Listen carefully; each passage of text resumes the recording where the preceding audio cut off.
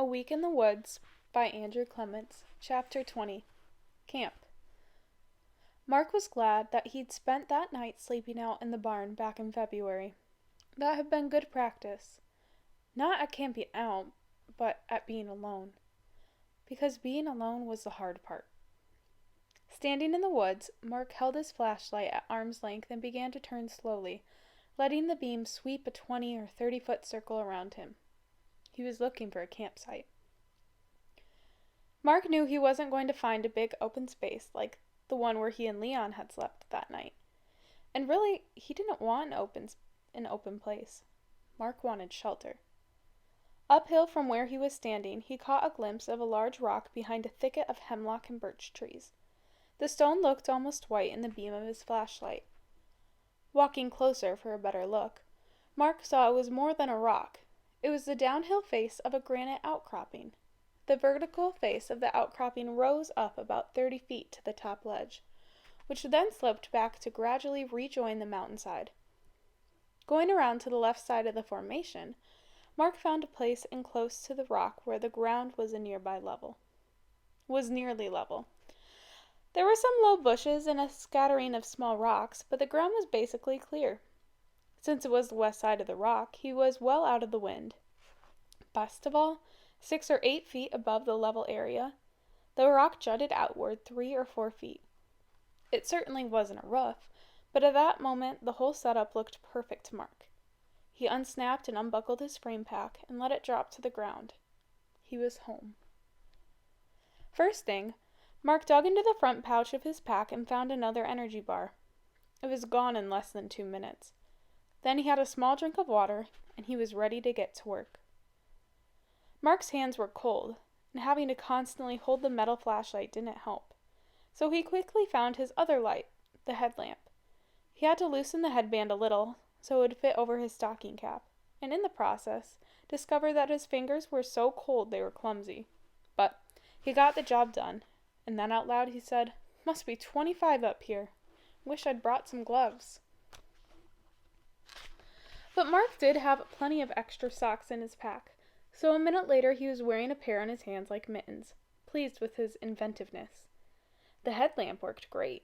Even with the thing set on medium power, Mark felt like he had a searchlight mounted on his forehead. He wished he had put it on earlier.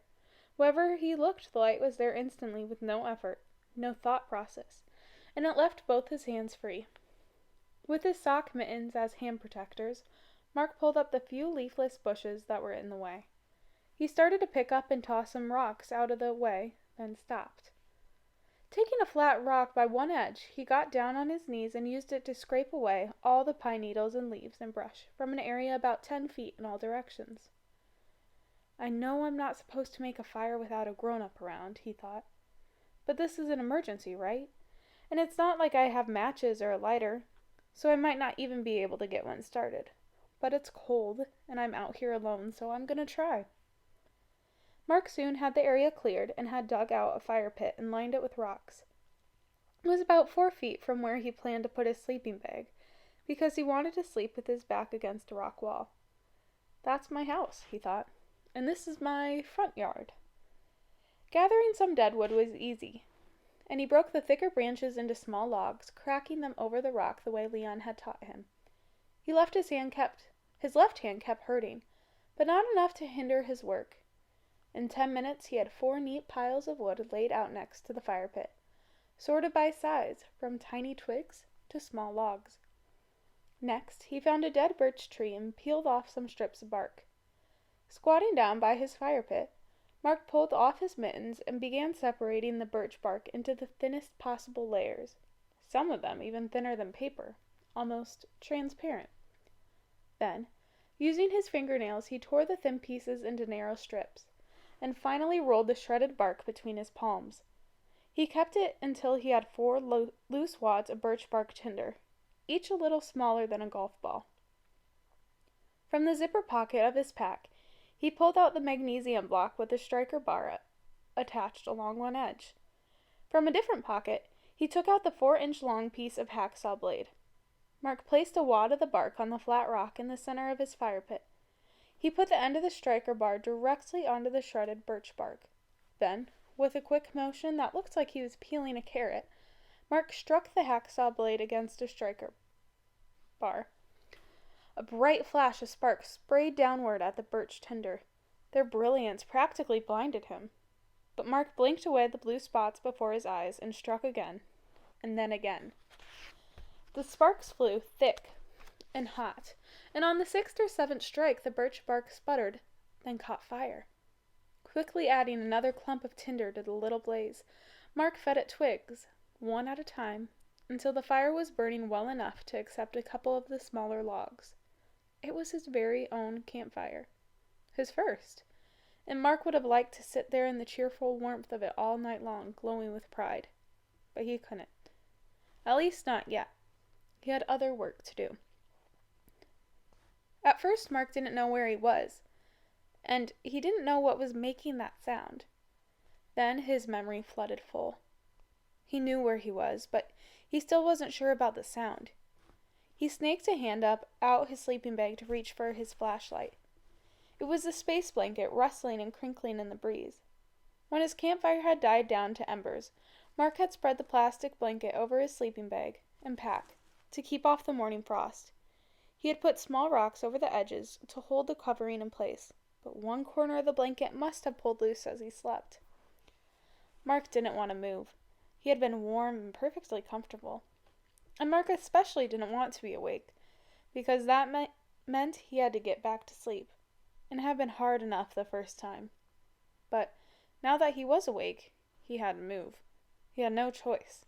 He needed to use the bathroom. The bright flashlight hurt his eyes, so he shut them tight. Then he peeked at his watch. 3:30. Sitting up in his sleeping bag, Mark shone the light around his campsite.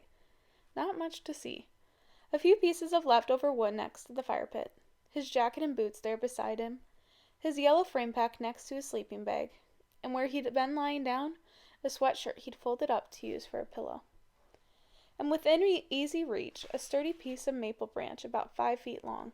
It was a club, in case of a bear, a black bear, the kind Mark had read about.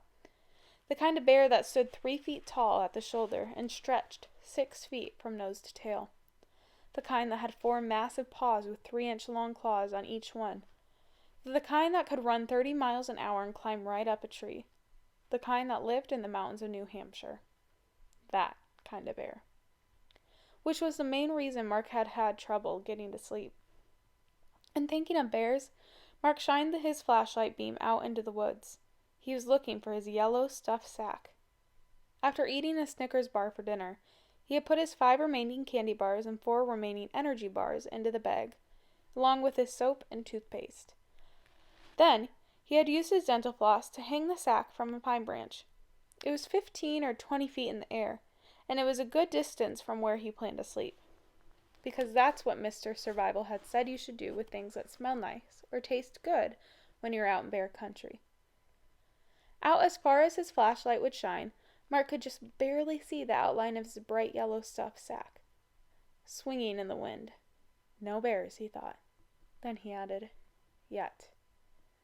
The ice crystals from where he breathed on his sleeping bag flaked off in a tiny shower of glitter as Mark squirmed out, slipped into his freezing cold boots, and then walked 20 feet away from his campsite. A minute later, he hurried back toward the warmth of his sleeping bag. He was about to take off his boots and stopped. A sound. It was close, coming from uphill. Coming his way, and not quietly now. Something heavy, snapping sticks as it came forward. Mark dropped his flashlight and grabbed for a club. And then out of the darkness a voice called to him, hoarse and rough. Mark, it's okay. It's me. I need help.